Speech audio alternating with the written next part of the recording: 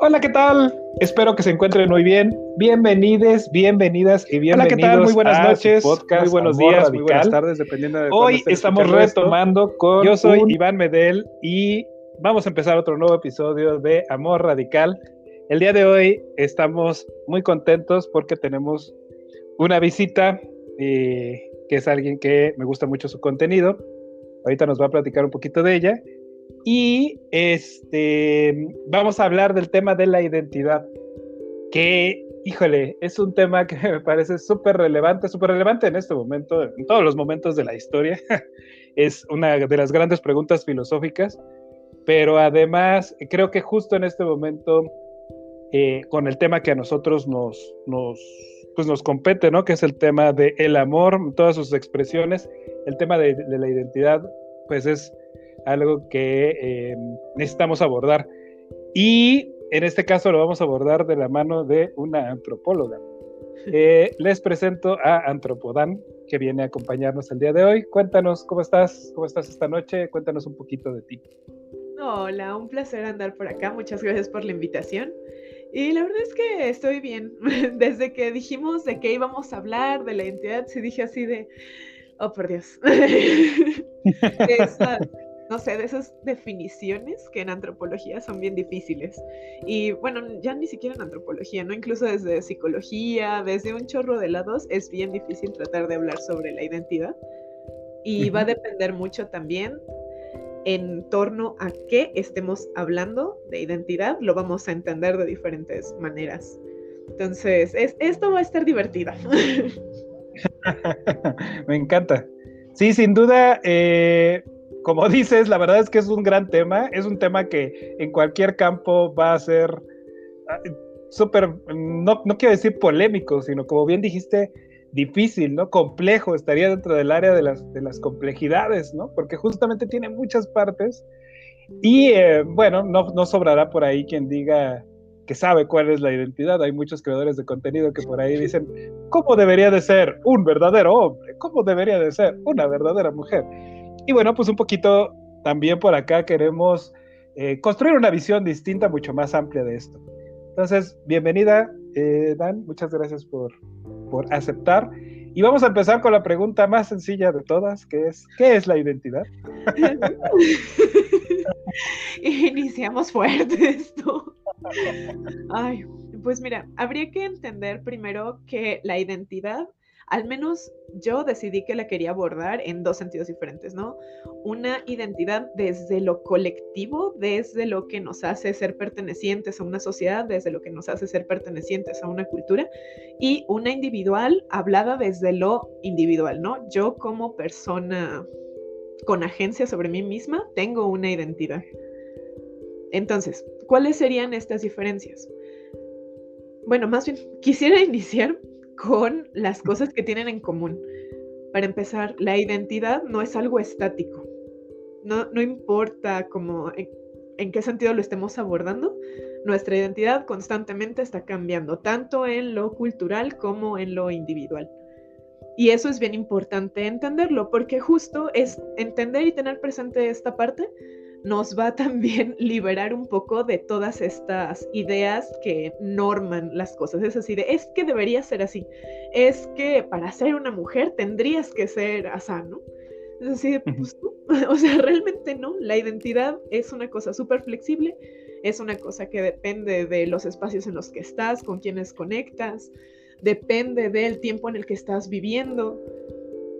Entonces, eso de entrada me gustaría como dejarlo ahí sobre la mesa. Y sí, para seguir, pues hablando de una identidad en colectivo, tendríamos que volver a mencionar que aunque, por ejemplo, podamos hablar de la identidad del mexicano, podríamos incluso separar a México en muchas regiones, ¿no? O sea, es así de, bueno, sí. O sea, desde que mencionamos como eso, es así de diablos, ¿qué vamos a entender por México? Ahora, incluso en el tiempo podríamos decir así de, bueno, es que esa identidad ha ido cambiando, ¿no? O sea, México no ha sido lo que hoy conocemos durante toda la historia que lleva, incluso la palabra. Y como actualmente parte de lo que se, al menos como discurso político, parte de lo que se presenta como identidad mexicana es toda esta historia prehispánica, pero pues habría que hacer la diferencia que esa historia prehispánica fue otra cosa aparte. Esas personas que en ese momento vivieron no se entendían a sí mismos como mexicanos, ellos tenían como otros sistemas culturales incluso. Sin embargo, actualmente, por darle una continuidad histórica a la ocupación geográfica, entendemos eso como parte de la identidad de la construcción del mexicano, ¿no? Entonces, eso es como, nada más por decir así, de vamos a darnos una arrastrada en el... un quemoncito ahí para observar este aspecto que tú nombras desde el principio, que es la identidad no es algo físico, la identidad no es estática. Cambia en el tiempo, cambia en el entorno, tiene muchísimos aspectos. Una vez más, como decíamos, es complejo. Yo, por mi parte, desde las prácticas narrativas, justo parte profunda del trabajo que se hace ahí es el reconocimiento de cómo los sistemas, bueno, el entorno, genera ciertas circunstancias que tienen profundos impactos en las conclusiones a las que llegamos sobre nuestra identidad. Esto, por supuesto que estas circunstancias se ven súper reforzadas cuando estos impactos vienen de los sistemas dominantes, ¿no? Entonces, antes de pasar a hablar de cómo los sistemas dominantes influyen en nuestra identidad o en la identidad como la concebimos, quería, ibas a nombrar el tema de la identidad individual. Sí, y de hecho, pues yo sé que el diccionario de la Real Academia no es mejor fuente, de hecho hay que cuestionar mucho siempre qué palabras están ahí, pero su definición de identidad me agradó. Y decía, conjunto de rasgos propios de un individuo o de una colectividad que los caracterizan frente a los demás. Y esto es bien importante. Nuestra identidad se forma mucho también en cómo nos contraponemos con el otro. Es decir, muchas veces las personas construimos nuestra identidad a partir de la diferencia, de lo que nos genera a nosotros un sentido de esto soy yo y soy diferente a ti a partir de todo esto, ¿no? De todo este sistema, si gustas, o a partir de todas estas características. Entonces, la identidad o la identidad individual también se genera a partir de tu historia de vida. Es decir, no todas las personas, tan puede ser flexible la identidad que aunque estemos en la misma ciudad, aunque estemos en el mismo contexto, cada persona nos entendemos de maneras distintas. Y esto tiene que ver mucho con cómo hemos nosotros crecido, cómo hemos sido socializados y cómo nosotros hemos también decidido qué nos agrada y qué no. Porque pues la identidad también tiene mucho de eso, es una decisión de los individuos el cómo nos vamos formando. Me encanta, me parece súper importante esta parte, esto que mencionas, porque, bueno, de entrada, nombrar que incluso dos hermanos gemelos que viven en la misma casa desarrollan una identidad distinta, ¿no? Hay una serie de distinciones que pueden ser por elección o pueden ser por circunstancias, pero bueno, así de variable es la identidad justamente, ¿no? Y este tema de la agencia a la hora de construir nuestra identidad me parece súper valioso porque justamente pareciera que hay una serie de aspectos externos que nos van guiando a cómo debería de ser la identidad. Justo en este momento pienso, y porque es un tema que traigo bastante presente, sobre el tema de los movimientos neurodivergentes, ¿no? El masking, ¿no? Esta lógica de, bueno, pues yo me regulo aleteando. No, pues no puedes aletear. O sea, cuando lo entiendes así, pero qué locura, ¿no? O sea, ¿cómo? ¿Qué más te da que yo aletee, no? No, bueno, hay una serie de normas que van guiando, ¿no? esta identidad, pero en este sentido, en particular en este ejemplo que pongo, la identidad que se desprende de eso puede ser esencialmente, hay algo mal en mí, porque no debería de hacer esto que hago para sentirme mejor. Pero no solo eso, la frustración que deviene de no poder hacer lo que yo hago para regularme.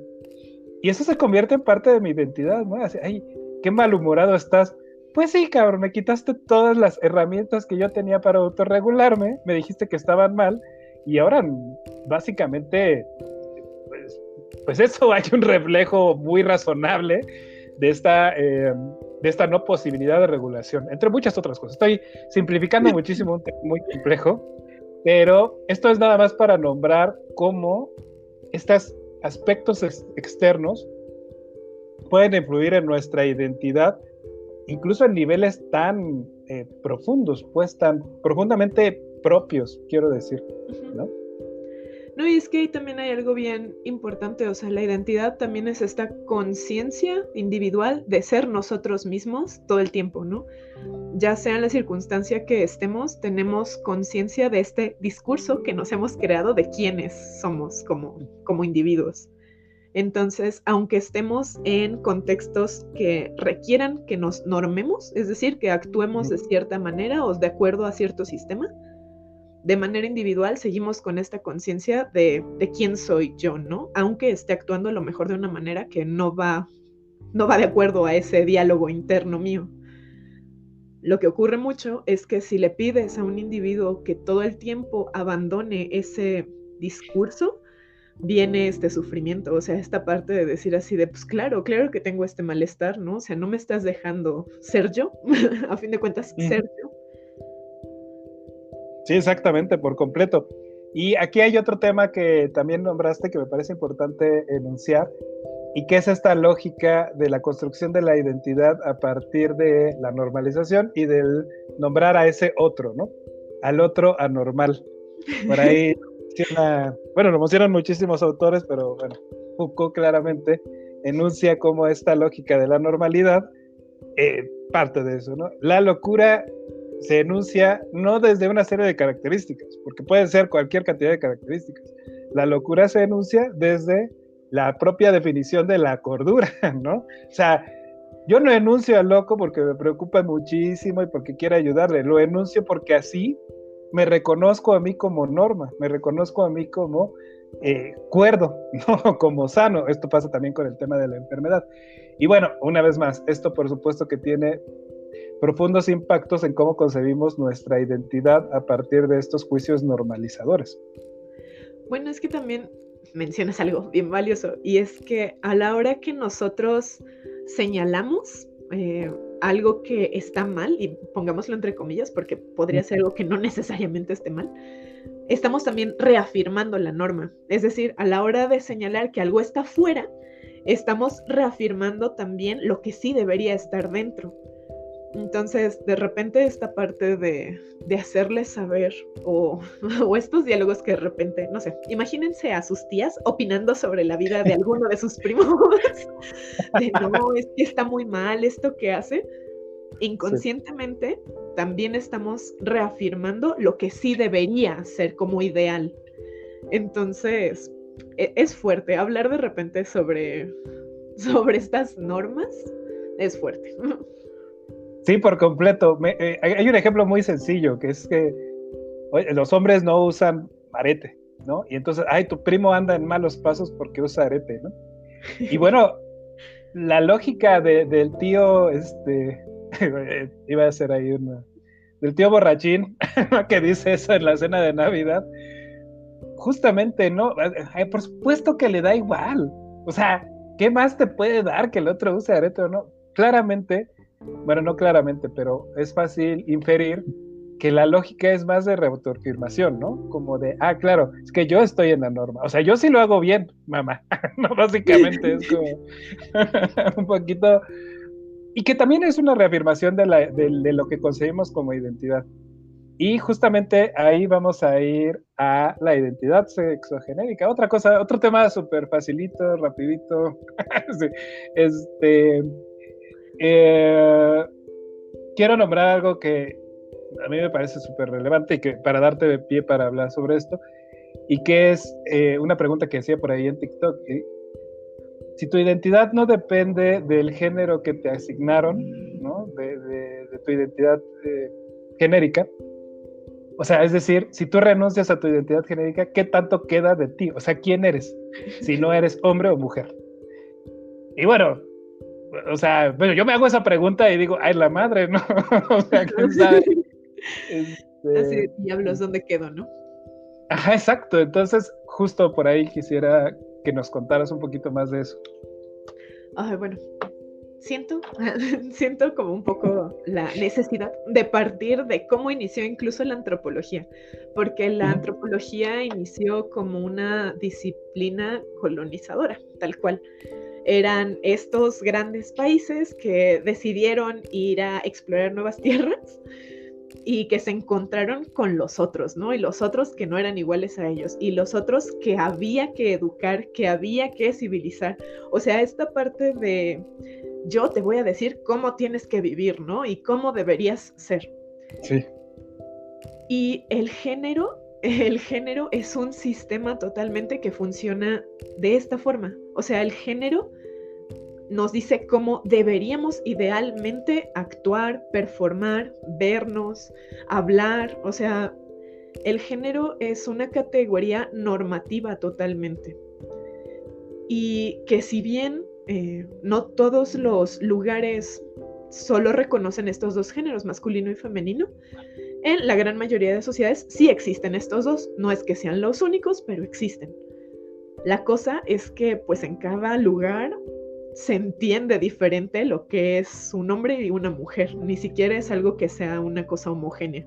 Y pues ya de ahí súmale todas las demás identidades que existen en las demás culturas, ¿no? O sea, Occidente pues nada más tiene dos. O hasta ahora pensábamos que solo había dos. Pero pues hay muchísimas culturas que reconocen 3, 4, 5 y pues ya ahí podríamos como enunciar un chorro. Judith Butler diría que el género es un mal necesario. Ella tiene un libro que se llama Deshacer el género y justo dice que es interesante como preguntarse qué pasaría si pudiéramos quitarnos estas categorías, pero pues ella no llega a dar una solución a ello, ¿no? Nada más es así como que, pues sería a lo mejor interesante saber cómo cubriríamos eso, porque a fin de cuentas el género es una dinámica dentro de toda nuestra sociedad, ¿no? No es solo el cómo nos vemos, sino de repente es también cómo hemos separado la vida personal, la vida laboral, o sea, todo esto, el género lo atraviesa totalmente. Cómo expresamos nuestros afectos, o sea, sí, no, es de estas categorías que dices así de, es que estaría muy difícil realmente quitarla, ¿no? Sí. Pero lo que sí podemos es hacerla más flexible. Y eso es algo que menciona Donna Haraway, no sé si la conozcas, pero pues justo ella habla ya un poquito más de transhumanismos y cositas más locas por ahí. Pero justo ella dice que más que decidir si eliminamos las categorías de género, habría que encontrarles sus puntos porosos, esos puntos en los que podemos cuestionarlo, esos puntos en los que podemos dejar de hacer las cajas rígidas y saber qué puede fluir de ahí, o sea, qué podemos hacer ya a partir de ahí. Me encanta, me parece súper, me gusta mucho lo que nombras. Y bueno, hay, dentro de las prácticas narrativas hay una lógica justamente de, okay, hay una serie de conclusiones en las que yo llego de mi identidad a partir de mi historia, sobre mi identidad, a partir de mi historia y a partir de los sistemas dominantes. Esto es un hecho. Ahora, justo uno de los ejes centrales es, a partir de recuperar mi agencia, ¿qué de esto me hace sentido? ¿Qué de esto me apropio? ¿Cuál es mi identidad preferida? Y eso, bueno, la primera vez que lo leí yo me voló la cabeza, ¿no? Básicamente decía yo que, ¿cómo? O sea, ¿cómo que puede uno escoger? ¿No? A mí me parece, evidentemente, Michael White y David Epson, que son los creadores de las prácticas narrativas, parten de un montón de autores que hablan sobre esto, efectivamente, de Judith Butler y demás. Y bueno, aquí hay una idea muy sencilla y que tiene que ver con lo que nombrabas. Si estas identidades o si estas perspectivas son rígidas, claramente no hay nada que hacer, Sí, ¿no? Y entonces pues ya me friego y ni modo, y aunque yo me sienta distinto, o aunque yo sienta mis particularidades, yo reconozca mis particularidades, o simplemente no quiero, esencialmente no hay nada que hacer, pero anecdóticamente vemos que sí hay mucho que hacer ahí. Por supuesto que hay un montón de aspectos en donde transitar, y a mí me gusta la palabra enriquecer, ¿no? De cómo enriquecer las nociones de género, a partir de la flexibilidad y también del reconocimiento, ¿no? De repente, en algún momento cuando se empezó a nombrar más este tema de los dos espíritus, ¿no? De los pueblos originarios, o de los mushes, o las muchísimas posibilidades que hay, pues de repente justamente en esta flexibilidad hay riqueza, ¿no? Y bueno, a partir de esta riqueza tú podrías, digamos, elegir a partir de tu agencia, adoptar algún aspecto o no. El asunto es, pues no, ahora sí que no hay nada de malo, no amenaza nada. Tú te puedes quedar en la caja que quieras, ¿no? El asunto es que es bastante claro que existe toda esta riqueza, ¿no? Pues habría que mencionar que pues en todas estas dinámicas globalizantes actuales, pues la tendencia o lo que uno de repente puede reconocer es que hay una tendencia a homogeneizar, ¿no? O sea, las redes sociales, toda esta hiperconexión que ahorita estamos experimentando, lo que vemos es que lo que está haciendo es homogeneizar estéticas, homogeneizar actitudes. O sea, la verdad es que tiene este impacto como un poco fuerte de qué es lo que esperamos como de las personas. Pero a su vez también podemos reconocer que en todos los espacios también hay una fuerte lucha por qué me hace diferente, ¿no? O sea, en todos los espacios, más bien también está esta parte de reafirmar qué me hace a mí único. Hay una búsqueda súper grande de qué me hace a mí único. Entonces, eso para mí es también muy importante cuando hablamos de los diferentes géneros, porque más que entender el género como esta cajita dura, habría que entender toda expresión como un continuo, una línea de gradientes de color que pueden ir de un extremo a otro, pero que no necesariamente son solo estos extremos, ¿no? O sea, ahí en medio tenemos un chorro de expresiones, un chorro de estéticas, un chorro de actitudes que podemos, si bien a lo mejor quisiéramos, hacerlas como hacerlas como tender más hacia un ladito o hacia otro, pues la verdad es que también va a haber un medio que no sepamos dónde poner, ¿no? O sea, que si digamos así de, ¿y esto para dónde va? Sí, pero claro. bueno, o sea, dentro de toda esta construcción del género también es bien importante decir que pues género siempre va a ser diferente a la categoría de sexo, ¿no?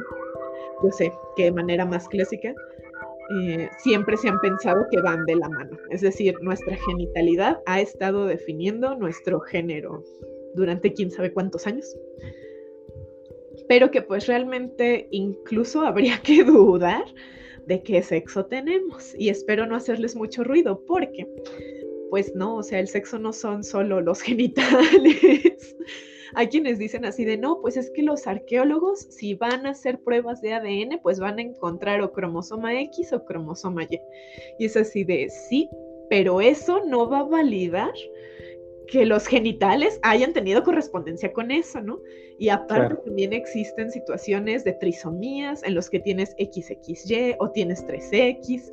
Entonces, así como que, bueno, ¿y qué hacemos con esos individuos, no? O sea, ¿podríamos categorizarlos? Pues yo creo que va a estar un poco difícil. Ahora, en un individuo que tenemos vivo, lo que podemos ver son diferentes niveles del sexo. Está el cromosómico, que es el que ya mencionamos, está el genital, que también ya lo mencionamos, está el gonadal, es decir, que si tenemos ovarios, si tenemos testículos, está el hormonal, que es ver en nuestro cuerpo qué hormonas están como más activas, está el osteológico, porque, bueno, en los huesitos sí podemos ver un poco de dimorfismo sexual, pero aún así hay individuos que se quedan como bien ambiguos, ¿no? O sea, no es que sean ni del todo robustos, porque bueno, en antropología física hablamos de rasgos robustos y gráciles, no es que hablemos de mujeres y hombres, pero pues hay muchos individuos que tienen ahí unos mosaicos de características bien bonitos, que sí dices así de, bueno, pues, no sé, de 5 características tienen 3 que son más o menos robustas, entonces digamos que a lo mejor fue hombre, ¿no? Pero pues sí es así como que, y eso me estoy arriesgando. Sí. Y se habla mucho también de un nivel neuronal.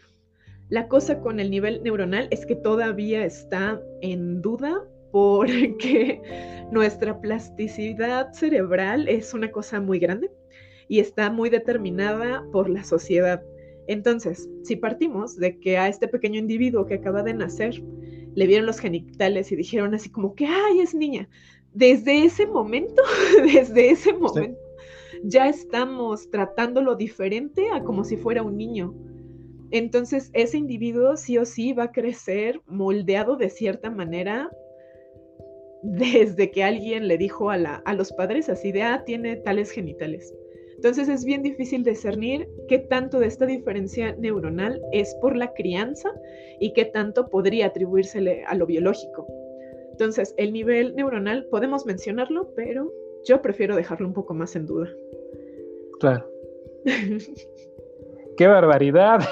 Yo creo que, bueno, esto que comentas, la verdad es que lo he escuchado de diferentes partes, muchísimo en redes sociales, porque evidentemente siempre hay un, voy a poner entre comillas, debate, ¿no? Porque no es ningún debate, es alguna persona que dice, esto es así, y otra persona con mucha paciencia normalmente diciéndole, no, mira, ¿no? Están todos estos aspectos. Eso es lo que yo me he encontrado. Al final, me parece súper valioso, y yo nada más como para hacer una especie de resumen, un poquito para contribuir a que no sea tan doloroso de asimilar. La lógica es que no es dicotómico, ¿no? O sea, no hay solo dos opciones. Y esto lo vemos en muchísimas características, ¿no? O sea, incluso en aspectos sociales justamente no existe un modelo, por más que lo repitan, no existe un modelo de lo que es hombre, ni un modelo de lo que es mujer. Siempre, siempre, siempre, observablemente, ustedes échense una checada a ustedes mismos, a todas las personas que hay alrededor, siempre va a haber una gama de súper variable, que además va variable a lo largo del tiempo, ¿no? Y que depende de muchísimos aspectos. Una vez más, es un tema complejo. El asunto, yo un poquito aquí como hablando de las consecuencias de asimilar esto, el asunto es que entendiendo esto, observamos que hay un montón de riqueza y que pues esa riqueza da un montón de posibilidades de expresión y de muchas cosas que pasan ahí, pero a lo que voy es que en realidad qué triste sería que fuera dicotómico, ¿no? O sea, sí, de ay, qué feo. Sí, o sea, y otra cosa que quería nombrar es que es bastante entendible que la mayoría de nosotros vayamos por ahí tratando de construir nociones dicotómicas de las cosas. Nuestro sistema dominante, la cultura dominante de nuestra época es la gringa. Y hay, no sé, es que, bueno, yo no soy antropólogo ni historiador, pero a mí me parece que la cultura norteamericana tiene esta característica de ser hiperdicotómica, ¿no? O sea, demócratas y conservadores, Coca o Pepsi, McDonald's o Burger King, o sea, en muchísimos aspectos hay dos cosas que puedes escoger y además muy fervientemente, o sea, no hay más, ¿no? Como no hay otras opciones. Entonces, bueno, es bastante lógico que tengamos esta, ¿cómo se dice? Esta tentación, ¿no? De caer en tratar de construir categorías con respecto al mundo que sean dicotómicas. Ya lo nombrábamos hace rato.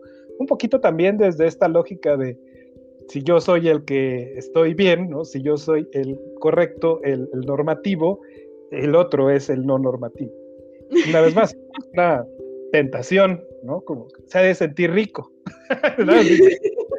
Estoy bien, sí me van a traer cosas. Estoy muy bien, estrellita, ¿no? Exacto, valídenme. Y al mismo tiempo, justo un poquito en esto que nombraba de la riqueza, al mismo tiempo, qué maravilla que entonces uno pueda encontrar una cantidad enorme de expresiones de género, pues simplemente de vivencias de estas categorías, ¿no? O de esta gama de perspectivas que hay entre estas dos categorías dicotómicas. Y bueno, me gustaría, bueno, no sé si quisieras decir algo más sobre eso antes de pasar al siguiente tema. Bueno, que realmente algo que a mí me sorprende mucho de repente de las personas cuando, por ejemplo, abordan los aspectos trans, esta parte de invalidar las identidades por decir así de, ay, pero ¿qué tienes entre las piernas, no? La verdad es que yo cada que lo pienso, es así de, bueno, o sea, en las caricaturas, ¿cómo entendemos qué personaje es femenino y qué personaje es masculino, no? O sea, a las caricaturas no les andamos viendo ahí los genitales, no les pedimos a los diseñadores así de, me los muestras desnudos para saber qué son. Lo que vemos, o sea, y me gusta mucho el ejemplo de las caricaturas, porque muchas veces no tenemos duda de sus géneros, ¿no? O sea, simplemente escuchamos el nombre, vemos cómo actúan, vemos qué colores están asociados a los personajes y entonces inferimos qué son. Todo eso que leemos es el género, es la construcción social que tenemos del género. ¿Para qué necesitaríamos saber los genitales? No más si nos interesa interactuar con esa otra persona, ¿no? O sea, es así como que la próxima vez que alguien les pregunte o escuchen eso, es así de, ¿y a usted por qué le interesa tanto? ¿Quiere jugar con algo allá abajo o qué? Sí. Entonces, no sé. Uno de los ejemplos que más me han encantado, porque fue una discusión que ocurrió en TikTok, una TikToker, que no voy a decir su nombre, ponía como de ejemplo a Wally y Eva, algo así. Y sí dije, mira, son robots, ¿no? O sea, ¿tú cómo sabes su género? Tiene mucho que ver con cómo actúan, con las formas que tienen. O sea, no casualmente Eva tiene estas formas como más curveadas, más elegantes, incluso si queremos llamarlo. Igual y es así, esta cajita así, toda mugrosita también. Entonces es así como que, pues ellos ni genitales tienen, ¿no? ¿Tú cómo sabes que son hombre y mujer? Pues porque estás leyendo todo un constructo de género en cómo se diseñó el personaje. Y desde ahí podemos identificar cómo estamos normados. Cómo es que tan fácilmente, porque nos pongan ahí un dibujito, luego leemos así como que así, claro, este es niño y esta es niña, ¿no? Entonces, ahí, la próxima vez que lean a una caricatura de alguna manera, pregúntense por qué.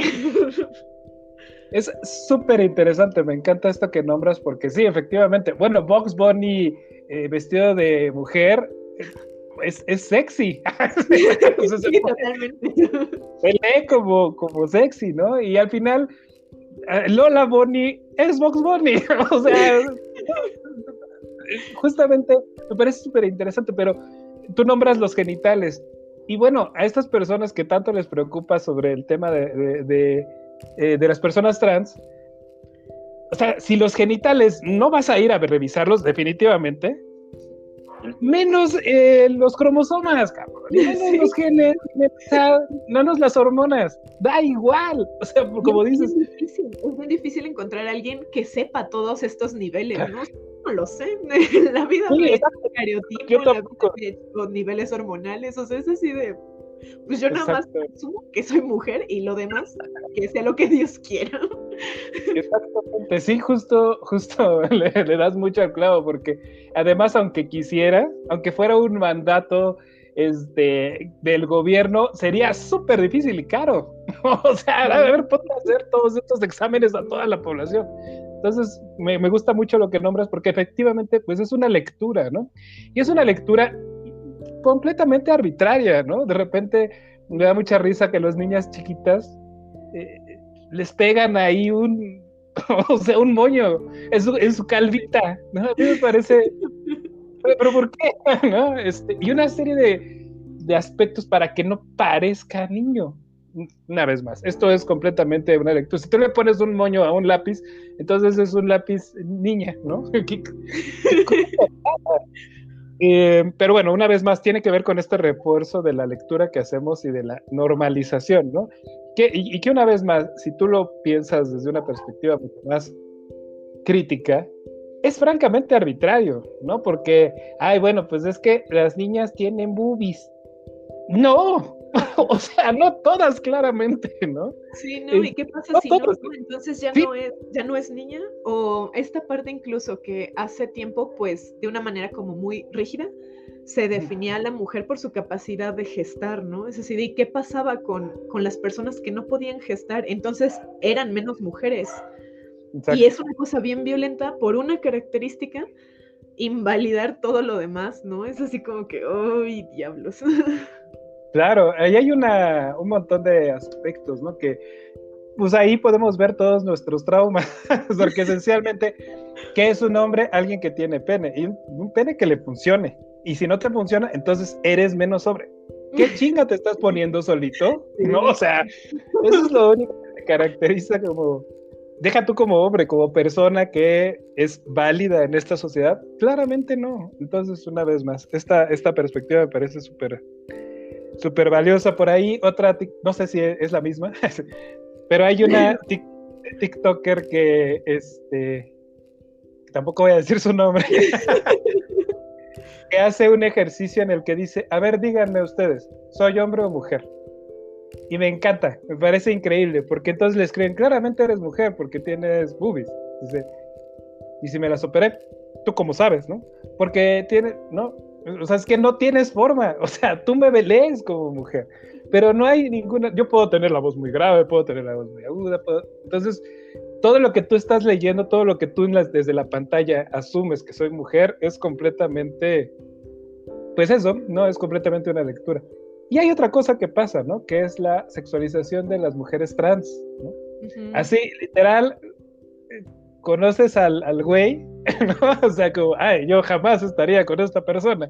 Y hace su transición y resulta, ay, no te había visto. Una vez más, es una lectura, ¿no? Completamente, vuelvo a lo mismo, arbitraria. Cuando digo arbitrario, quiere decir que las características que definimos no parten de ningún lugar, son así, ¿no? Como un moño rosa, que esencialmente, o los tacones, ¿no? Así de, ay, es que usa tacones. Bueno, Luis XVI usaba tacones, ¿no? Es que eso es lo mejor, o sea, de repente cosas que asociamos a un género o a otro iniciaron al revés, o sea, los tacones eran originalmente para los hombres, el maquillaje hubo mucho tiempo que lo usaron los hombres, ¿no? Y ahora se asocia con las mujeres, y es así como que esta parte, el género, es también cambiante, ¿no? Es totalmente, o sea, no es una cajita estática tampoco, así como la identidad, el género también ha tenido lo suyo, entonces es bien bonito, es bien bonito. Yo creo que sí es muy bonito y súper interesante y seguramente estamos, bueno, voy a decir algo que no sé si es cierto, me da la impresión de que estamos en pañales en estudios de cómo hay expresiones de género en otras culturas, cómo fueron, porque justamente todo se lee desde lo occidental, ¿no? Desde la antropología, desde lo normalizante. Entonces, así de, bueno, eso es quién sabe qué.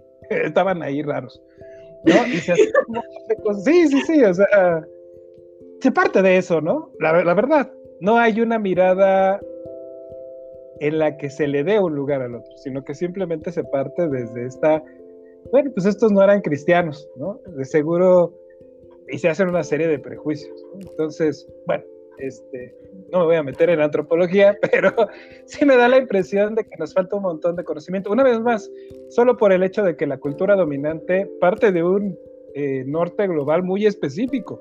O sea, la forma en la que leemos prácticamente toda nuestra vida tiene un origen muy, muy, muy específico, a menos de que hagamos cosas para que no sea así, ¿no? Bueno, eso es... Dime.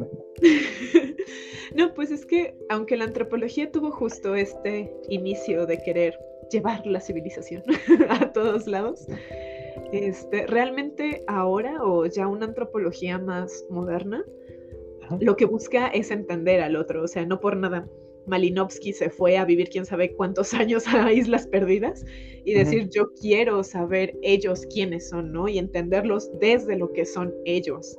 Y esa antropología es la que actualmente estamos intentando implementar. La cosa es que dentro de este entendimiento, uno de las grandes limitantes que siempre vamos a tener es que siempre lo vamos a leer desde nuestro propio sistema, ¿no? Entonces, tratar de saber qué tanto estamos explicándonos o definiendo a los otros desde nuestras propias categorías, pues es difícil, ¿no? Es esta parte cuestionante de, ¿y en serio los estaremos entendiendo desde lo que son los otros? Siempre el pararte frente a otra persona, a mí me gusta mucho como lo dice Bauman, es así de el otro siempre va a ser nuestra gran incógnita, ¿no? O sea, uno nunca va a terminar de estar seguro que entendemos a la otra persona, que sabemos en serio qué está sintiendo la otra persona, o sea, es así de creo hacerlo, si realmente lo estoy haciendo va a salir como de mi comprensión, ¿no? O sea, de mi posibilidad a afirmarlo. Y en este sentido, creo que algo bien bonito de la antropología, al menos lo decía Ruth Benedict, es que el quehacer antropológico, pues básicamente tenía la misión de hacer el mundo un lugar seguro para las diferencias. Y hacerlo seguro es reconocerlas, ¿no? O sea, no te quiero cambiar, no quiero venir a decirte cómo debería ser. Vengo a saber que estás ahí y que podemos coexistir, ¿no? Y no tenemos que estar incluso de acuerdo. A veces ni siquiera tenemos que estar de acuerdo. Simplemente tenemos que respetar que somos y que desde ese ser podemos relacionarnos de alguna manera. Ay, me conmovió. Así de aplausos. Esto es todo lo que se tiene que decir sobre el tema. Sí.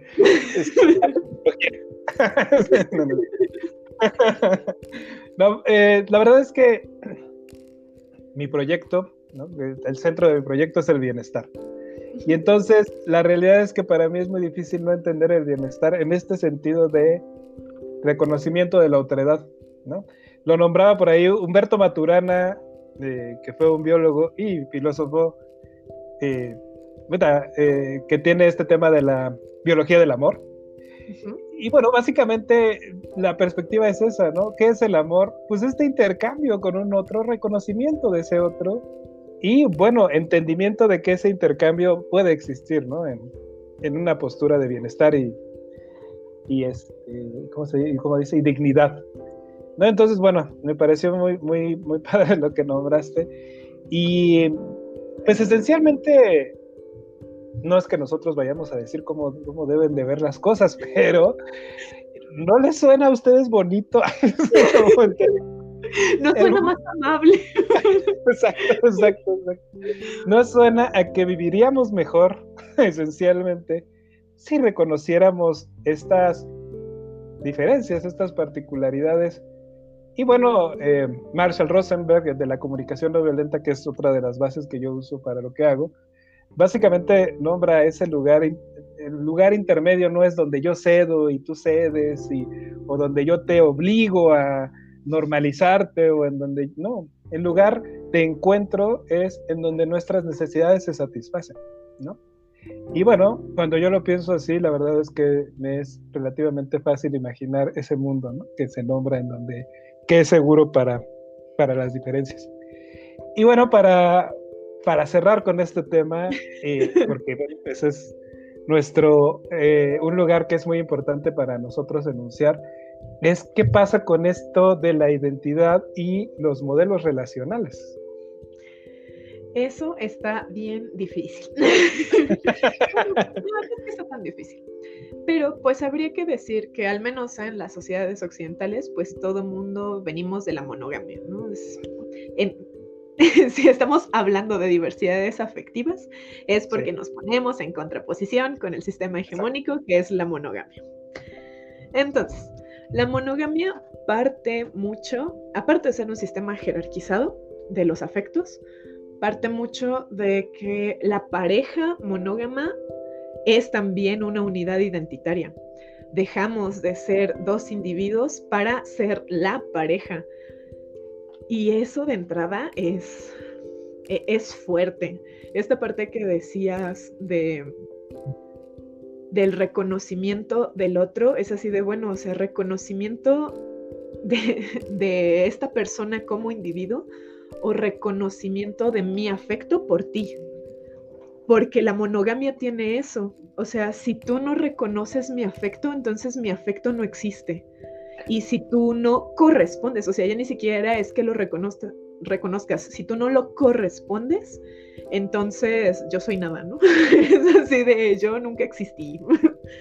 Y esto tienen mucho las personas, ¿no? Es así como que, pues sí, me deshacía por ti, pero en el momento en el que me dijiste que tú no, entonces vamos a borrar todas nuestras fotos de Facebook. Porque eso no debió pasar. Sí. Y es bien fuerte, ¿no? O sea, al menos en las diversidades afectivas, sabemos que no dependemos del reconocimiento de la otra persona para saber que nuestras emociones han sido reales, ¿no? Hemos estado emocionalmente ahí. Y que no dependemos tampoco de una categoría o de cierta categoría para que esos afectos también se puedan desarrollar de una u otra manera.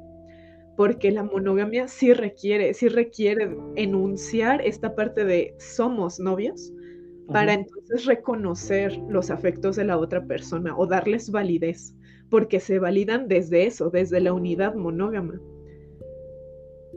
Y a mí ahorita ya que lo pienso, si digo así de, chale, por eso hay tanto dolor en este mundo, ¿no? Por eso ya ha surgido esta necesidad de enunciar la responsabilidad afectiva, ¿no? O sea, esta parte de decir así de, güey, necesito que tú sepas que mis afectos existen más allá del cómo los nombremos, más allá de qué estemos generando aquí. O sea, yo necesito que tú reconozcas que esos afectos y emociones están existiendo y que tú estás contribuyendo a ellos. Entonces, pues es una cosa bien fuerte también hablar de esta identidad desde las no monogamias o desde los modelos relacionales. Es súper interesante porque, bueno, a mí no me parecen que estés exagerando en ninguna medida cuando dices, por eso tanto dolor en el mundo. O sea, de verdad, uno revisa una páginas de psicología en Facebook o en diferentes lados, o conversa con terapeutas, y tú va a ser muy fácil que te des cuenta que el 90% de las personas que van ahí sufriendo van por una relación de pareja. O sea, de verdad, es muy, muy sorprendente. Así de, bueno, son personas que han superado el cáncer, que han tenido problemas en los trabajos, o sea, personas hiper resilientes. Esto lo nombra Guy Winch en una charla de TED, y dice, justo habla de una mujer que, venció el cáncer 2 veces, así como todo, ¿no? Es una persona extraordinariamente resiliente, tiene un montón de herramientas. Y de repente un pelado la corta, ¿no? Al año de andar, y, o sea, la cantidad de sufrimiento que tiene es extraordinaria, ¿no? Y estas herramientas que tenía para superar otros aspectos demandantes de su vida, otros aspectos más bien adversos, no le sirven en esta circunstancia. Y bueno, ahí él nombra una serie de características que tiene. Pero yo coincido por completo contigo en que esta lógica, y como lo enunciaste, me pareció maravilloso, porque si yo soy mis afectos, ¿no? Si yo concibo que existo a partir de mis afectos, y si tú no me correspondes, no existen, básicamente no existo. O sea, todo lo que soy, bueno, hay una frase, ¿no? Sin ti no soy nada. O sea que, no sé, lo puedo expresar con palabras, lo profundamente angustiante que me parece ese razonamiento. No, y aparte, yo creo que de ahí también devienen muchas violencias. O sea, esta parte, por ejemplo, de cómo... Ay, lo platicábamos justo en un grupo en el que estoy justo de personas no monógamas. Ajá. Había un ejemplo, voy a compartirlo aquí, había un ejemplo de cómo las mujeres, o sea, vamos a hablarlo desde las mujeres, ¿por qué le reclaman, por ejemplo, a las amantes o a las que entendemos como amantes, en lugar de reclamarle a su pareja, ¿no? O sea, que es quien está rompiendo un acuerdo, que en este caso sería el de exclusividad. Y pues es que cuando entendemos que la pareja monógama eres tú, es decir, si mi pareja está siendo una persona que no sabe permanecer o respetar acuerdos, yo tampoco lo estoy haciendo. O sea, es una falla no solo de la otra persona, sino que incluso mía, ¿no? O sea, hay algo en mí que también está fallando. Y es más fácil entonces decir así de, no, claro que no, no, o sea, mi pareja nunca, entonces quien debe haber hecho algo mal es otra persona, la persona externa, la que no soy yo. Y eso también es bien fuerte, porque entonces no, entonces entramos otra vez en estas dinámicas donde terminamos de repente con actitudes punitivas a quienes menos lo tenían que pagar, ¿no? Porque a fin de cuentas la otra persona no está en relación contigo, la otra persona no tiene acuerdos contigo. Quien sí tiene acuerdos es tu pareja, ¿no? O sea, a quien debiste ir a reclamarle es a tu pareja. Y lamentablemente, pues cuando hablamos de repente de infidelidades, pues podríamos muchas veces, bueno, a esta sociedad le encanta decir así que son las peores personas y demás, pero también habría que preguntarse por qué también pasan tanto las infidelidades, ¿no? O sea, ¿qué cosa no están encontrando para sentirse bien en esas relaciones que requieren o que están requiriendo a las infidelidades? A veces, bueno, pues sí, es que a esta sociedad le encanta satanizar cosas, ¿no? Pero pues también las infidelidades de repente son una herramienta bien fuerte para personas para salir de relaciones violentas, para poder encontrar de repente cosas que realmente les llenan en la vida. O sea, la verdad es que también satanizar la infidelidad es algo que creo que no deberíamos estar haciendo, porque también nos puede estar hablando de muchas necesidades individuales que no están siendo cubiertas y que encuentran un espacio en otro lado.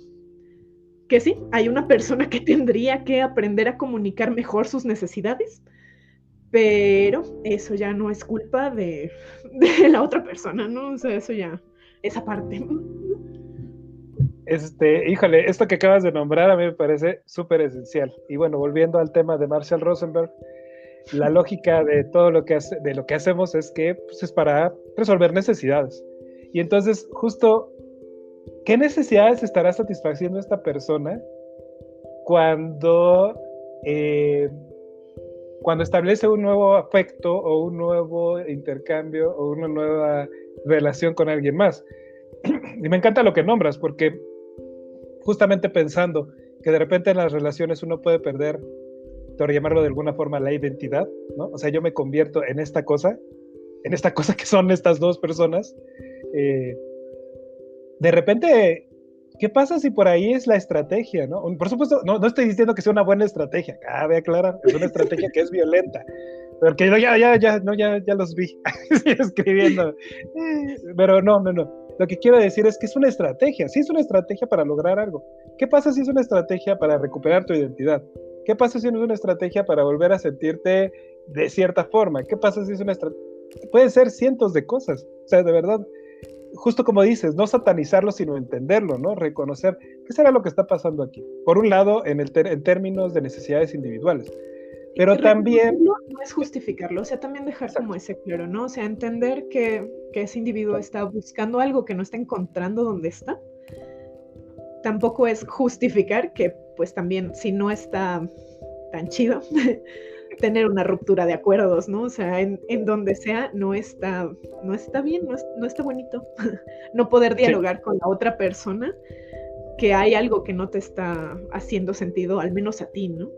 Y comunicarlo con la otra persona es necesario. Claro, sí, por completo. Y bueno, al final, esta es la lógica de la mayoría de las violencias, ¿no? Necesidades no satisfechas que encuentran una expresión pues, violenta, ¿no? Que al final termina haciendo un montón de daño a un montón de gente. Ahora, ¿qué pasa si no solo es la persona y sus necesidades, sino que la estructura misma de la monogamia es la que está generando esos espacios de no satisfacción y la que dificulta el acuerdo? No, porque, bueno, seamos muy honestos, y una vez más, esto no es justificación, lo voy a repetir 10 veces porque si agarran un fragmento del podcast van a decir que yo dije que estaba bien, pero no. Así de, esperemos que no lo corten.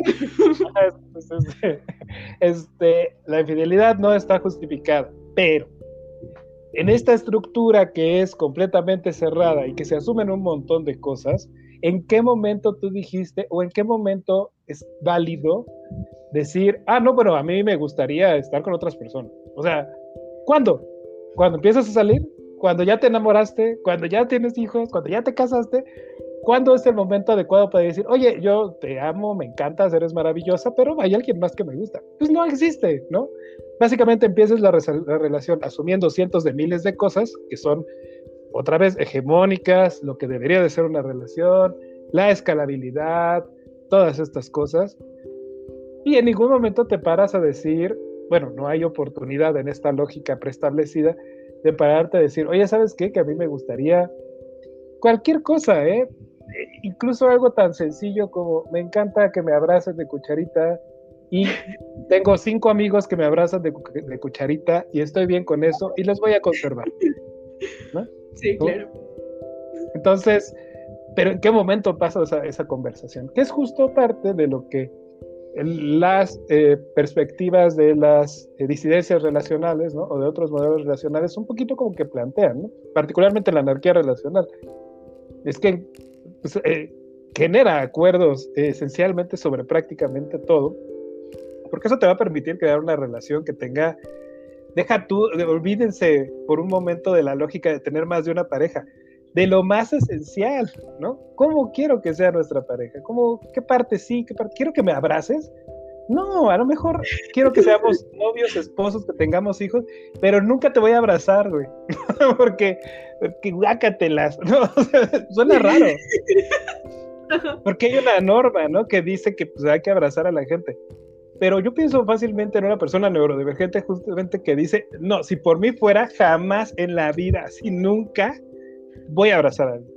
Esa persona no tiene por qué no tener una relación como quiera, que puede ser monógama y puede ser que escale. El asunto es en qué punto de esa relación está esa conversación de, oye, nunca nos vamos a abrazar, ¿eh? Y que creo que muchas veces, pues, justo la monogamia da muchas cosas por hecho, ¿no? O sea, uno es monógamo y tiene así como su cajita de todo esto va incluido en su paquete premium, ¿no? Entonces, pocas veces nos ponemos como a reflexionar qué hay en esa cajita y qué tanto sí queremos y qué otras cosas decimos así de, no, la verdad no. Hace ya algunos meses escuchaba Reactor en el radio. Reactor, patrocínanos. Y tuvieron un segmento en el que estuvieron hablando de no monogamias. Entrevistaron a una persona que tiene una app de citas, digamos algo similar a lo mejor como a esta app de la flamita y cositas así. Pero pues ya dirigido a comunidad no monógama o poliamorosa. Y parte de las encuestas que ellos decían que tenían con sus usuarios y demás, mencionaban que de los principales como motivos por los cuales la gente entraba en las no monogamias era una cosa que rompía mucho con la estructura de género. ¿Por qué? Porque decían que los hombres estaban como buscando personas con quienes tuvieran más afinidad afectiva. Es decir, estaban buscando personas con quienes pudieran ser como más amorosos o recibir más amor, sentirse como más, como con más cariño, más mimados incluso. Es así como que los hombres salían de la monogamia buscando amorcito. Y las mujeres por su lado entraban a las no monogamias buscando placer sexual. O sea, que de repente dices así de, pues desde la estructura de género como nos lo enseñan, pensaríamos que es al revés, ¿no? O sea, que son los hombres los que salen así como que yo vengo buscando sexo, a ver con quién, ¿no? Y las mujeres estarían buscando ese cariño. Pero resultaba que no, y que sí era una cosa que decías así como que, pues es que incluso para hablar de no monogamias tienes que cuestionarte tu estructura de género, ¿no? Tu construcción del género, y de repente también es bien difícil eso, ¿no? Ya nada más hablando como en la situación de los hombres, qué difícil para un hombre decir así de, pues al chile mi mujer no está satisfecha, ¿no? Y quiere experimentar con otras personas. Eso mismo, o sea, esa simple afirmación es muy confrontativa desde la masculinidad hegemónica, ¿no? Es así como que, ¿y ahora cómo me voy a sentir bien sabiendo como esto? Pero ahí viene algo bien importante, o sea, nosotros no tenemos por qué saciar todas las necesidades de la otra persona. Y es algo que la monogamia nos ha dicho, ¿no? O sea, que una persona va a ser así nuestra roca todo el tiempo y que no va a existir nadie más. Y es así como que, ¿y qué ocurre cuando sí? ¿Qué ocurre cuando encuentras a otras personas que también, con quienes también conectas bien, ¿no? Entonces, la verdad es que las monogamias se vuelven confrontativas en muchos aspectos. Por completo, el solo hecho, como dices, de cuestionar cómo quiero mi relación, bueno, si quiero una relación, bueno, de entrada, ahí vamos con otra, de entrada la lógica de ser soltero o no ser soltero, ¿no? La lógica de la soltería en nuestra sociedad monógama tradicional es alguien que está buscando, o es alguien que está esperando al correcto, a la correcta, o el incorrecto, ¿no? Entonces, qué cosa tan extraña de repente cuestionarse, ¿será que yo quiero establecer alguna clase de vínculo? ¿Quiero tener una relación? Dime. No, y es que aparte, entender la soltería también, al menos desde el sistema monógamo, se entiende como una falla, ¿no? O sea, porque lo deseable es que estés en pareja. Entonces, ser soltero es estar fallando con una parte de la norma, ¿no? Por que tiene que ver con la identidad, otra vez, ¿qué está mal en mí? ¿Qué es de lo que viven los coaches de seducción? De decirte, hay algo mal en ti, hay que cambiarlo. Porque si no hubiera algo mal en ti, tendrías una esposa, más joven, ¿no? Claramente, y todo lo que tiene que ser, según ellos. Bueno, esta lógica, por supuesto, que es muy, muy terrible, porque de entrada el cuestionamiento es, ¿realmente quiero una pareja, una vez más? ¿Realmente quiero en algún momento tener estas cosas? Hay algo que nombrabas hace rato y que me pareció bien interesante. Cuando uno escucha testimonios, ¿no?, de trabajadoras sexuales, hay muchos testimonios en donde estos hombres que van y pagan supuestamente por sexo, están pagando por afecto. O sea, pagan para irse a acostar ahí en las piernas, para que les escuchen, porque es una necesidad, y es una necesidad que, como bien decías, bueno, de entrada a los hombres en las sociedades patriarcales hegemónicas se les niega, ¿no? Tú no debes de querer afecto. Es más, ya creciste, eres hombrecito, nada de afecto de papá, porque eso está mal. Y en algún punto nada de afecto de mamá tampoco. ¡Qué locura! Y entonces, ¿quién me da afecto? Mis amigos, ¿no? Porque eso no está bien. Una novia, ¿no? Entonces, si la novia tiene el monopolio de la satisfacción de mis necesidades, claramente no puedo prescindir de eso, aunque no quiera. Y vuelvo a la misma. ¿Cuándo es el momento en el que nos damos afecto? Claramente no en el restaurante, porque no soy un mandilón y no le voy a andar dando besitos. Es después de tener sexo. Entonces, además, y esto me acuerdo perfecto de haber tenido un amigo en la adolescencia que literal decía, si una mujer quiere, tú tienes que rendir, porque si no se va a ir con otro.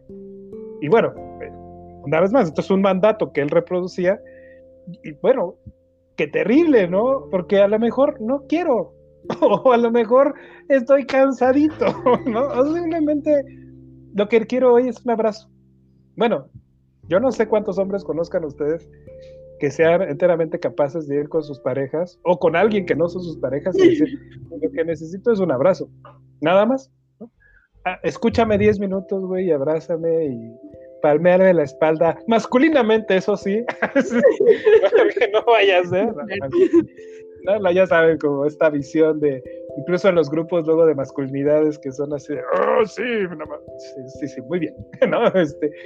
Pero esto, de la forma que sea, pero pide afecto y recíbelo no solo de una persona, porque tú decías, esta persona se convierte en la fuente de satisfacción de las necesidades. Y bueno, qué mala estrategia, ¿no? Porque es básicamente como toda la fuente viene de un lugar, el día que esto se acaba, me muero. Otra vez, ¿quién soy yo? ¿De dónde vienen mis necesidades? Pero además, qué peso para la otra persona, qué cosa tan extraordinariamente demandante. A ver, güey, tú me vas a dar sexo, me vas a escuchar, me vas a dar apapachos, me vas a... No, bueno, pues no. O sea, aparte de tu trabajo, de los niños y... No, por favor, vete con alguien más. No, o sea, consíguete un amante, ¿no? Básicamente. No, y aparte tampoco quisiera que se entendiera como que las personas que nos relacionamos en las no monogamias tenemos relaciones insatisfechas, ¿no? O sea, como si a cada vínculo con el que hemos estado algo le falta y viene a cubrirlo otra persona. No, para nada. Pero entendemos que una persona nunca va a estar como, bueno, o sea, rara vez va a estar como al 100 como para satisfacer todas esas características todo el tiempo. Y no por eso son relaciones insatisfechas. Esa idea de repente viene mucho justo de la mononorma, ¿no? De que una persona va a satisfacerla todas, toda la vida. Sí. Pero, pues realmente no. O sea, es muy complicado que una persona esté como todo el tiempo haciendo esa labor. Y aparte gestionándose a sí misma, porque pues no es solo el estar para la otra persona, es estar también para ti mismo. Sí, o sea, tal cual, justo, o sea, ahora sí que de por sí es difícil vivir, no existir. Y luego todavía tengo que existir para ese otro, pero además ni siquiera es para el otro. Esto es algo que yo nombro mucho en los talleres de parejas. Es que el problema no es que ni siquiera estás viendo al otro, estás viendo a la pareja como si fuera una entidad. Entonces, sí, todos los esfuerzos son para que la pareja siga. Uy, pero ustedes están felices, casi que es secundario, ¿no? No es lo de menos. O sea, puta, no. O sea, no, su bienestar no es lo de menos, ¿no? En pro de la pareja. Esto es básicamente la narrativa dominante dentro de la mononorma. Aguántate dentro del amor romántico, ¿no? La pareja de verdad resiste y la pareja de verdad se aguanta y se sacrifica, ¿no? Todas estas lógicas. Bueno, que más bien, más recientemente los feminismos justamente han empezado a enunciar esto, ¿no? O sea, pues sí, 50 años de matrimonio, pero a costa de cuántas violencias, ¿no? O sea, y que usualmente las más violentadas pues eran las mujeres por todo el rol social que se les ha dado. Entonces, incluso esta parte de cuestionar cuánto tiempo dura una relación, lamentablemente, la mononorma nos dice que pues si una relación es larga, entonces es exitosa. Sí. La relación es exitosa en medida que hace feliz a las personas. Y si hay alguien que ya no está feliz en esa relación, se acaba. O sea, porque no tenemos por qué ir arrastrándonos como para hacer durar más esa relación. Pero, pues lamentablemente, muchas veces estas relaciones largas de antaño, pues sí, a lo mejor duraban un chorro mil de años, pero pues habría que cuestionarnos si en serio eran felices esas personas, ¿no? Sí, si había un entorno de desarrollo, de autonomía, de cuidados. Hablemos de una relación, o sea, una relación típica mexicana de antaño sería una relación de un señor de 30 que embarazó a una niña de 13 y que a partir de ahí ella se aguantó. No, sí, por ahí hay un caso me dijo no, pues ya, te tienes que ir con él. Sí, no, básicamente ya está embarazada, nos tenemos que casar, o bueno, o incluso la compré, ¿no? Ajá, y entonces, bueno, dice, ay, mi abuelita duró 80 años felizmente casada, seguro, ¿no? O sea, no soy quien para decir que... Sí, claro. Pero muy probablemente no había de otra, o sea... O estas historias de se la robó, ¿no? Y así de repente se la robó y se la trajo a la ciudad y pues ella nunca volvió a ver a su familia, ¿no? Y es así como que, ¿y en serio crees que estaba feliz? Sí, exacto. Muy probablemente vivió toda su infancia, el resto de su infancia, porque era una niña, en una angustia profunda. Y muy probablemente se adaptó, encontró la forma de, más o menos, porque eso hacemos las personas, resistimos la opresión. Pero eso no significa que fuera muy buen matrimonio porque durara 80, bueno, 60 años o lo que sea. Claramente no. Una vez más, como dices, soy muy categórico. No puedo decir eso. No corten esa parte y digan, dice que ninguna relación fue buena. Sí, estoy exagerando, pero porque realmente, anecdóticamente, ustedes chequen y hagan un planteamiento así muy sencillo. ¿De verdad creen que una niña angustiada que resultó embarazada estaba contenta? O sea, ¿de verdad? O se adaptó una vez más porque es lo que hay, porque es lo cristiano, porque es lo que sea. Entonces, y estos hombres igual, O sea, ¿cómo vivían? Una vez más, este tema de estar teniendo muchísimos hijos y trabajar para proveerles y todo esto. Toda esta dinámica que tenemos tan normalizada que ya hablamos todo el podcast de cómo esta normalización es arbitraria, una vez más, es cultural, depende de muchísimos factores, es compleja, pues todo esto de alguna forma te lleva a aceptar esto como normativo y adaptarte, una vez más. No estoy diciendo que estas personas no encontraran felicidad en esas circunstancias, lo que estoy diciendo es que no eran las circunstancias más propicias para encontrar desarrollo, satisfacción de necesidades, etc. Sí. Y por otro lado también quería nombrar que en el tema de las infidelidades, justamente creo que en este tema de la variedad de posibilidades de satisfacer tus necesidades, no necesariamente necesitas ser no monógamo para satisfacer tus necesidades de diferentes fuentes. Tú puedes establecer una relación con una sola persona, con exclusividad, y no renunciar, esto lo nombra Brigitte Vasallo muy bien, no renunciar, por ejemplo, a tus redes de apoyo, a tu familia, a tus amistades, ¿no? Entonces, ella lo nombra de una forma muy sencilla, que a mí me encanta contarlo porque a mí me dio mucha gracia cuando lo contaba. Decía, tú tienes un grupo de amigas que llevan 10 años en las buenas y en las malas, se apoyan, se conocen de todo, se conocen todas las amistades, todos los novios, y llega un pelado y al mes así, ¿de dónde está Juanita? Ay, pues se fue con el novio. ¿Cómo? O sea, como si fuera muy razonable, ¿no? Como que esta persona, este novio que acaba de llegar, o sea, es un güey que quién sabe quién es, ya tiene más jerarquía que estas amigas de 10 años. Y si lo piensan desde ahí, es una locura. O sea, como, ¿por qué le daría yo más jerarquía a esta persona que apenas estoy conociendo que a estas otras personas que son parte de mi red de apoyo? Incluso cuando alguien se casa, hacen este tipo de analogías, así como, bueno, ahora tu familia es esta persona y los otros dejan de ser tu familia, y así de, no, por favor, porque ¿a dónde me voy a ir si se acaba esto? Y bueno, como decías hace rato, desafortunadamente todo esto sigue construyendo espacios que propician la violencia por completo. Si no tengo red de apoyo, es más fácil que ser violentada. Si yo tengo un rol establecido sobre lo que debo de aceptar y lo más importante para mí es estar en esta relación el resto de mi vida, claramente propicia la violencia, ¿no? No, yo ahí me preguntaría si la propicia, pero te deja en un estado vulnerable, ¿no? O sea, un espacio en el que si ocurre, no vas a tener como muchas herramientas o no vas a tener muchas personas a quien acudir, porque no porque se den las condiciones quiere decir que necesariamente va a pasar, pero muy probablemente sí, ¿no? O sea, eso está un poquito difícil, pero... Y la otra es que pues es la lógica monógama, ¿no? En esta jerarquización de los afectos, quien tiene mayor estatus siempre va a ser tu pareja, ¿no? Y entonces dejamos de lado a las demás personas con quienes compartimos, a las amigas, a la familia, ¿no? Esta actitud que de repente ocurre mucho justo en las relaciones, y yo lo voy a decir desde las mujeres, porque pues de repente quienes más me comparten esta parte son mujeres, pero es justo esto de evitar decirle a tus amigas o a tu familia cosas que no te gustan de la otra persona, ¿no? Para mí, desde que estás pensando en ocultarle algo a tus amigas o a tu familia es porque tú ya sabes que algo no está tan bien ahí, ¿no?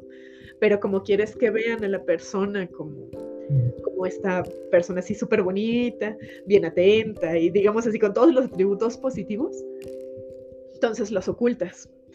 Sí. ¿Y qué ocurre? Cuando estas relaciones pues ya se terminan, pues es cuando ya las amigas sacan todo eso así de, no, es que me trataba así, ya y hacía esto, y entonces cuando desde un genuino acompañamiento, de repente las amigas decimos así de, ¿por qué no me lo dijiste antes, no? O sea, pudimos haber hecho algo más, pudimos al menos estar ahí para llorar juntas, ¿no? O sea, que dices, no tenías que soportarlo, a lo mejor tú sola. Y esa parte también es bien valiosa, pero pues de repente la monogamia es este sistema como muy duro que incluso dificulta el acompañamiento emocional desde las amistades, desde estas redes de apoyo. Entonces, sí, pues de repente hay muchas cosas que cuestionarle a la monogamia, pero pues también es también hablar de espacios que sean más amables con las personas, ¿no? O sea, dentro de ese cuestionar también es abrir estos espacios. completo. Pues vamos a cerrar nuestro programa. Muchas gracias por venir. Me gustaría que cerráramos con una conclusión de todo esto que platicamos, que fue bastante variadito. Y bueno, sí, básicamente yo me despido y te agradezco y cerramos con tu conclusión. Yo fui Iván, bueno, soy todavía, porque es mi identidad. Después de este podcast yo ya no existo. Sí, yo nada más me manifiesto en estos podcasts y luego ya entro en un estado de... No, ya no supe cómo seguir el chiste. Bueno, pues les agradezco muchísimo. A mí me pareció súper enriquecedor. Muchas gracias por compartir tus puntos de vista.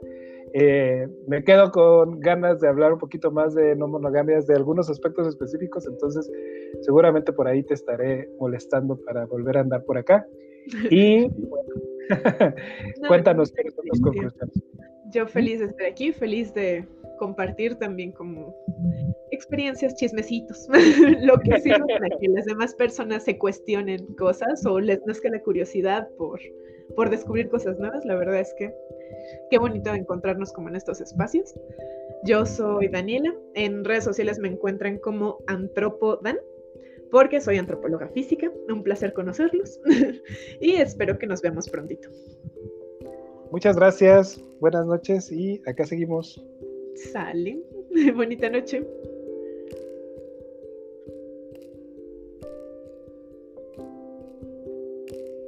Listo, ¿me escuchas? Sí, te escucho. Solo estaba así de no habla. Ay, no, pero sigue grabando.